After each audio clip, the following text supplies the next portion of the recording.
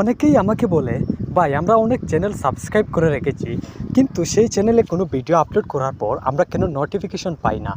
Viewers, এই সমস্যা কিন্তু অনেকেরই সাথে হচ্ছে। যারা চ্যানেল সাবস্ক্রাইব করে রেখেছে তারা কিন্তু নোটিফিকেশন পায় না।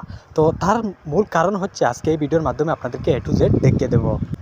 সেটির কারণ হচ্ছে আমরা ইউটিউব চ্যানেল সাবস্ক্রাইব করার পর একটি ভুল করে থাকি, তার জন্য কিন্তু আমাদের চ্যানেলে নোটিফিকেশন আসে না।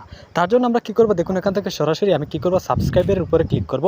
সাবস্ক্রাইবের উপরে ক্লিক করার পর দেখুন এখানে কিন্তু সরাসরি এটি সাবস্ক্রাইব হয়ে গেছে। আমরা এখানে কিন্তু আরেকটি কাজ করতে হবে, তা না হলে কিন্তু আমরা আমরা নোটিফিকেশন পাবো না। তারপরে এখানে দেখুন একটি বেল আইকন চলে এসেছে। আমরা কী করবো, জাস্ট এই বেল আইকনের উপরে ক্লিক করব।